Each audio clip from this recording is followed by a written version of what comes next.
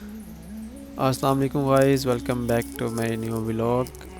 آج ہم آپ کو ایک قلعہ میں لے کے جائیں گے، جس قلعے کا نام ہے قلعہ بخروش بن الاس کیسل، جو آپ کو طائف سے الباحہ کے راستے میں ملے گی۔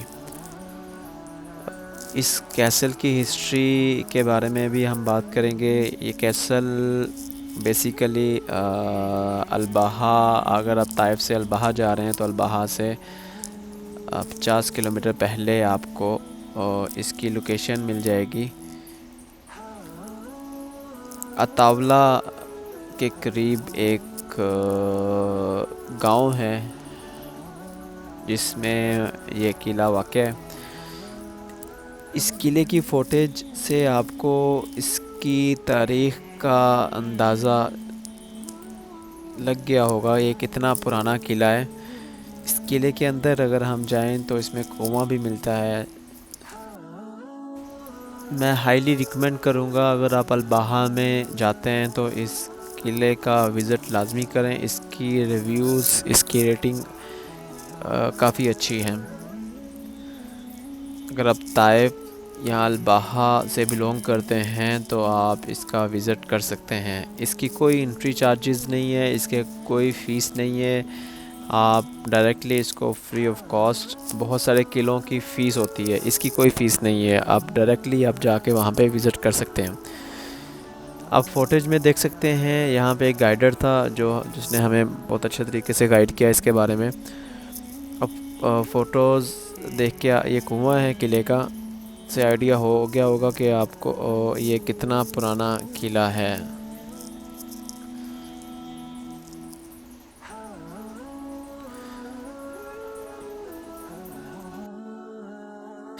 بخروش بن اعلیٰ القرشی زہرانی 1170 سے 1230 حجاز کے زہران قبیلے سے تعلق رکھنے والے ایک نائٹ اور پہلی سعودی ریاست کا رہنما تھا۔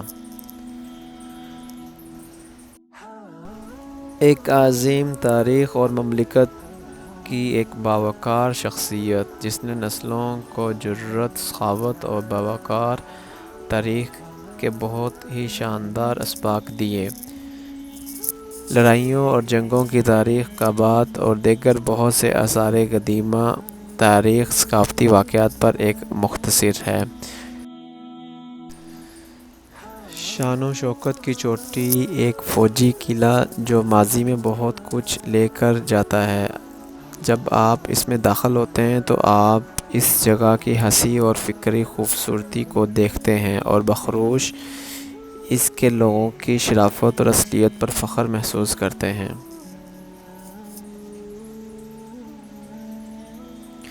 اس کے بعد میں ہم الباحہ میں موجود ایک میوزیم میں جائیں گے۔ بیسیکلی یہ میوزیم پرائیویٹ میوزیم ہے۔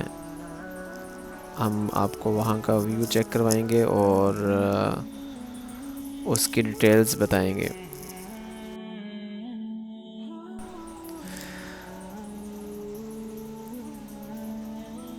جی دوستو، اب ہم نکلیں گے میوزیم کی طرف۔ ہم میوزیم میں پہنچ چکے ہیں۔ اس میوزیم کا نام ہے متحف ناصر الفیان، متحف الفیان بالطاولہ۔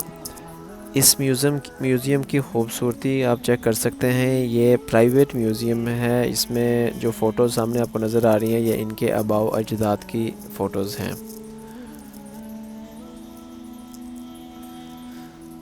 یہ اس میوزیم کی مجلس ہے، اور یہ میوزیم آپ کو لوکیشن اس قلعے سے تھوڑا سا آگے آئیں گے، گریہ بنی محمد، اس میں یہ آپ کو متحف ملے گا۔ یہ بھی الباحہ سے 50 کلومیٹر پہلے کی لوکیشن ہے۔ اس میوزیم میں پرانے زمانے میں استعمال ہونے والی چیزیں، ٹیلی ویژن، اسلحہ اور ایسی ٹیلی فون آپ چیک کر سکتے ہیں۔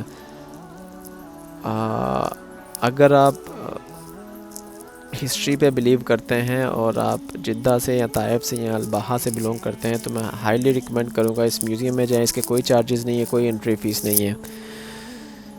آپ اس میوزیم میں جا سکتے ہیں. اس کی ہسٹری کے بارے میں ہم آپ بات کریں گے ابھی. اب ویوز چیک کریں میوزیم کے. میوزیم انتہائی شاندار,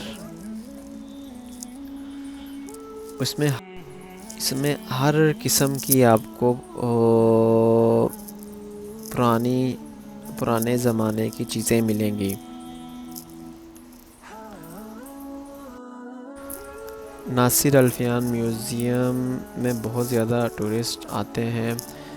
یہ الباحہ کے علاقے میں اپنی نوعیت کا پہلا عجائب گھر سمجھا جاتا ہے جو پرکشش اور متنوع عناصر سے مزین ہے. طائف روڈ اور میوزیم میں کئی کمرے اور کونے ہیں جن میں بہت سے مجموعے اور قدیم نمونے شامل ہیں اور ایک ثقافتی جھونپڑی جس میں ورثے کے سیشن شامل ہیں. عجائب گھروں کی دنیا کے لیے ایک نئی طرز اور ارتقاء میں ان میں سے ہر ایک مہمان کو کیفے کونے کے علاوہ ایک منفرد تجربہ فراہم کرتا ہے.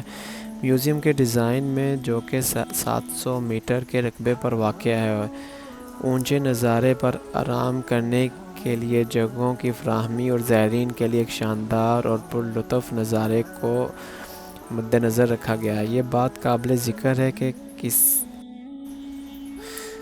جس عجائب گھر کی میز کو گلے لگایا گیا ہے اسے شہری ناصر الفیان نے ایک مربوط ورثہ عمارت تعمیر کرکے قائم کیا تھا جو پرانے گھر میں ماضی کی زندگی کا حصہ ہے. الفیان نے کہا کہ ان کا کہنا تھا کہ اس نے ایسا اس لیے کیا کیونکہ اسے یقین تھا کہ پرانا مقبول ورثہ قابل تجدید چیز ہے جو ختم نہیں ہوتی اور اسے کوئی فرق نہیں پڑتا کہ لوگ اس سے کتنے ہی دور کیوں ہیں, کیونکہ ان میں سے اس کے لیے پرانی یادوں کا احساس ہونا چاہیے چاہے وہ کچھ بھی ہو. حالیہ تبدیلیاں یہ کہتے ہوئے شامل کرتے ہیں کہ الباحہ کے علاقے میں وراثتی مکانات اب بھی اس اپنے قدیم ورثے کی خصوصیت کو برقرار رکھے ہوئے ہیں جو ماضی میں باپ دادا اور دادا کی حالت کی نقل کرتا ہے. ہمارے ساتھ میٹنگ میں انہوں نے یہ بھی کہا, اس بات پر زور دیا کہ وہ اپنے ذاتی میوزیم کو باقی دیگر ذاتی عجائب گھروں سے مختلف بنانا چاہتے ہیں. اسے پرانے صحن کے مکانات کی طرز تعمیر کی شکل میں ڈیزائن کیا گیا. Thank you so much for watching.